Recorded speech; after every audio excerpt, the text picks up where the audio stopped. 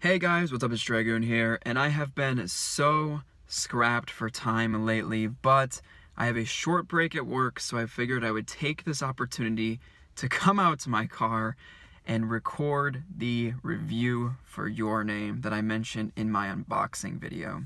If you haven't seen the unboxing video, I will put a link to it in the description below, just going over entirely what the standard Blu-ray edition comes with. So, what can I say about Your Name that hasn't been said already? Makoto Shinkai's newest work, critically acclaimed, made tons of money at the box office. What is there to say about it? Well, there are a handful of things one can mention about the film. And one thing I'd like to touch on specifically when we go through this review is what I thought of the English dub versus the Japanese dub. So let's go ahead and get started. We will talk a little bit about the story. I'm not going to get super complex into it because I do not want to spoil any of you who have not seen the film. I think that film is really good, and the amount of twists they're able to pull with the plot are pretty interesting, so I wouldn't want any of you guys to miss out on that. So, Your Name is about two teenage characters living in Japan.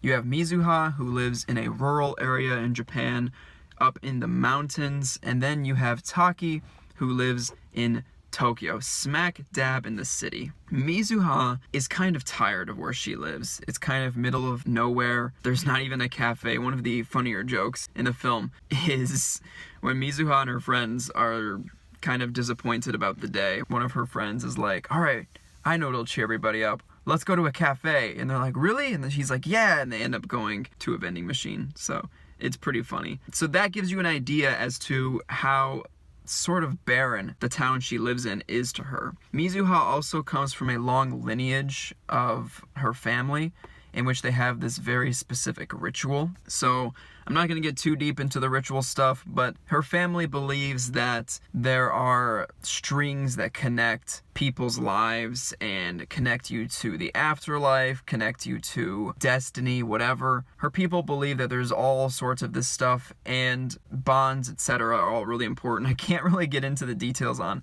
all of the specifics about the rituals and such, but it's just something to keep in mind because it does come back to being a part of her character. Taki, on the other hand, is kind of typical city boy, I guess. He lives in an apartment with his father, and he goes to school in the city. He has a part-time job at a restaurant in which he serves as a waiter, and he's busy like all the time. He has all this stuff going on, and what makes these two characters click? Well, pretty much the film's main draw is the fact that one morning, Mizuha wakes up and she is a little different. And the reason for that is because Taki is inhabiting her body. They end up switching. They switch bodies, so it's kind of that body change story, which is not entirely unique to the film, but once again, I will reiterate that you don't have to do something completely novel in order to be successful. You just need to take every piece of what isn't novel and put it together in a novel way that is well done, that is refined. If you can do that, you can create a good product. And that is entirely of what Your Name is. I'm not going to really talk much more about the plot. There are things that ensue because Taki and Mizuha are switching bodies. They have to deal with each other's daily lives and making sure that they don't ruin each other's daily lives, but that is sort of the basic premise, the most basic version of the premise that I can give you. I will say that the plot sounds a lot more, I guess, simple. It sounds kind of comedic in a way, based on what I'm describing, but there is a lot of depth there. There is enough more there to make it more than just a story about two people getting swapped into the other person's body. There is more there. If that sounds even remotely interesting to you, I would encourage you to check it out based on the story. So, let's move forward and talk about the animation. The animation and the art. This is probably one of the biggest facets that the film has been praised on. I don't know entirely if the film is consistently praised in its plot, but the art, the assets, the animation, all of that is absolutely excellent. When I saw it at the theater for the first time, it kind of blew me away. I haven't seen a really high quality anime film in some time up until that point, and I was sitting there just watching. Everything was so fluid, so colorful.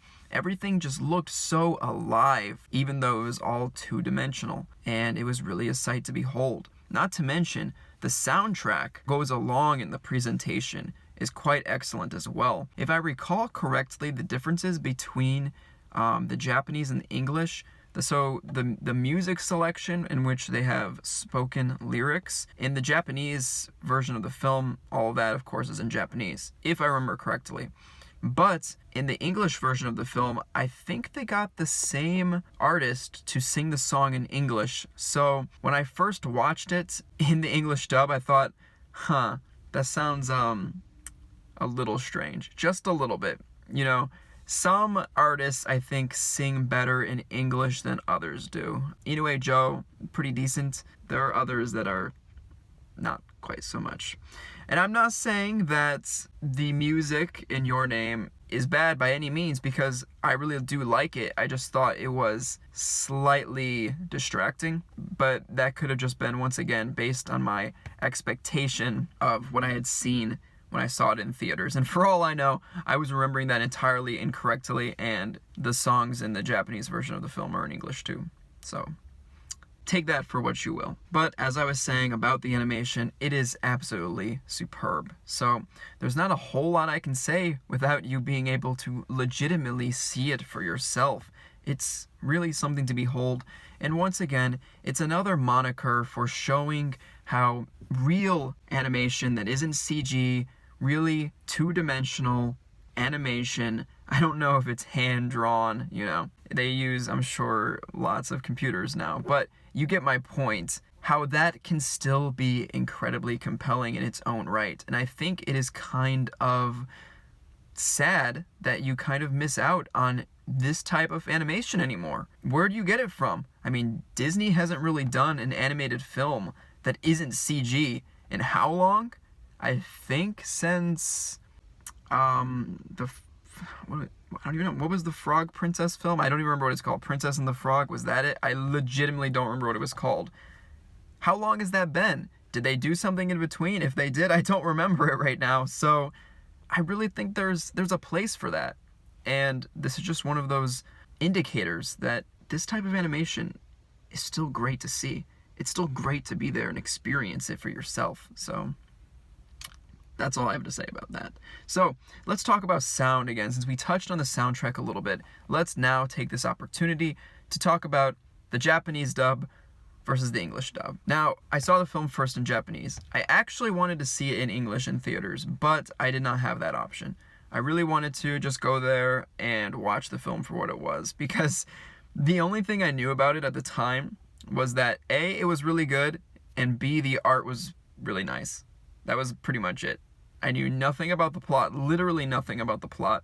I was just like, okay, this film is just, people just keep talking about it, saying, oh yeah, so good, so good, so good, and it's coming to the theater near me, let me check this out. So I wanted to get the English dub because I like watching anime in English dub. I wanted to just be able to focus on that, not have to worry about reading subtitles, whatever. So I sit down, I watch it. Reading the subtitles obviously doesn't take away a lot from the experience. There are some instances in which your brain will read a subtitle too quickly, and so you miss out on a portion of what's going on in the scene. You're kind of preemptive towards it. Your brain already in a way knows what's coming because you read the subtitle too quickly. But there were little instances of that in which I can remember. Everything was still just as moving in Japanese as it ended up being in English when I watched it on the Blu-ray. And I will say that Funimation has done a good job in terms of adapting the film for a non-Japanese audience. There's one joke in the film in which when Mizuha has taken over Taki's body, she uses the wrong I pronoun in Japanese, because there is a pronoun in Japanese that is used mainly by men. There's one that is interchangeable and another that is used primarily by women. And so she cycles through all three of those pronouns. And of course she starts off with the one for women, and then for both, and then finally the male pronoun, which is boku. So that joke is really, really funny. If you understand Japanese language at all, it's pretty funny. So when I was sitting in the theater and that happened, I legitimately was laughing. And my friend who was sitting next to me, who doesn't know any Japanese, leans over, and like a handful of people in the theater laughed, which was cool. But he leans over to me, he's like, yeah, I like, that was funny and all, but like, why was it so funny? And I'm like, oh, I'll have to explain it to you later. So that was one of the things that stuck out to me the most. I sat there, I saw that joke, and I thought, how are they going to be able to adapt that? Because that is so ingrained into the language of Japanese. And they did a pretty decent job at doing that joke. I won't spoil for you exactly what they say, but they did a pretty solid job in terms of adapting that. In terms of the overall script, I felt like it was fine. There was really nothing that stood out to me that seemed inconsistent with what I remembered from the Japanese script.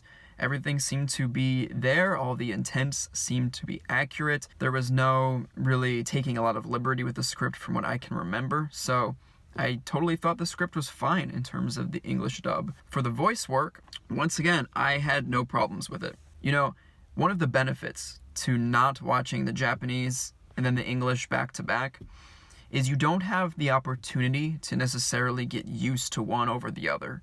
Because there are too many instances, I think, in anime in general, in which people become so used to one version of an anime, be it English, Japanese, whatever, that everything just doesn't sound right when they watch it in another language. And so because I had that large space, that quite a handful of months in between seeing it in Japanese, when I saw it again in English, in a way, it was almost like watching it again for the first time. Sure, I knew a lot of the moments that were going to happen because I had already seen the film. I knew the overarching plot. I knew a majority of the story. But when it got down to being there and experiencing those moments with the characters and with the actors playing those characters, every character felt like they were portrayed well. They felt exactly how they should be, how they would have been intended to be created, to be portrayed to the audience. I think all of the English dub voice actors did a good job at just coming in, taking on their role, and getting into it. So I didn't think there was any problems with it. All of the actors played their objectives well in each scene and with each given line. So I really think whether you watch the film in English or in Japanese with subtitles, you're not missing out. You have two great options ahead for you. So now that we've touched on each portion a little bit, what can I come back to say about the film overall? Well, there are some takeaways to watching the film a second time. To be 100% honest with you, I'd prefer to watch the film either a third or a fourth time before coming in and doing a review kind of like this one. I'd like to go into more detail, but it's already been like 3 weeks since I did the unboxing video, and who knows when I'm gonna have time beyond now to watch it again. So I wanted to make this now. There was a difference after seeing the film twice. I think in a way, the law of diminishing returns kind of comes into play a little bit. And I don't mean that as a knock on the film's quality whatsoever. When I first watched the film, blown away. I was in that theater, I was really connecting to the characters, connecting to what was happening on the screen, and was really just taken away by what was going on. And when I walked out, you know, when you walk out of a movie theater after you've seen something really good, there's a part of it that kind of sticks with you as you walk away, and in a way, there's a part of it, a part of yourself that you kind of leave with it. It's kind of like a change, an interchange. When I watched Your Name a second time, I mean, I was technically in the comfort of my own home, and I didn't get the beauty of the big HD screen with their amazing surround sound, but that feeling wasn't quite as strong. It was absolutely still there, but if before it was a 10 out of 10 in terms of that feeling, maybe this time it was like a 7-ish, right? So I'm not saying that there is something wrong with the film or anything along those lines. I'm saying that when I come back, when I see it for a second time, it's still good, absolutely, but maybe those feelings of being in the moment masked some of the things that were just a little bit more smudgy, if that makes sense. They were covered up, it was nice and shiny, and the smudges weren't there, but taking a second pass over wipes that away, wipes away the gloss, and you might see a couple spots. That's kind of where I'm at in terms of seeing the film for the second time. I've noticed a couple spots, and while it's still a great picture, it's not perfect. Because I don't think really anything is. But do I recommend you watch it? Absolutely. If you're an anime fan, I think you should add it to your collection. Unless you just really don't like that type of film. If that's not your thing, maybe rent it first, and then if you like it, put it in your collection. But I really think that this is the type of film that can sit among the greats of anime films. Some of my favorites of Miyazaki's works, Spirited Away, Howl's Moving Castle, Princess Mononoke. Those are all fantastic anime films that I really enjoy, and I have no problem putting Your Name up on my shelf with those films. It's new, it's not Miyazaki, but you know what? It doesn't have to be. It's still a great film. So with that, I hope you guys have enjoyed this video. Please leave a comment down below. Let me know what you think about Your Name. Do you agree or disagree with me? Let me know. I'll catch you guys next time.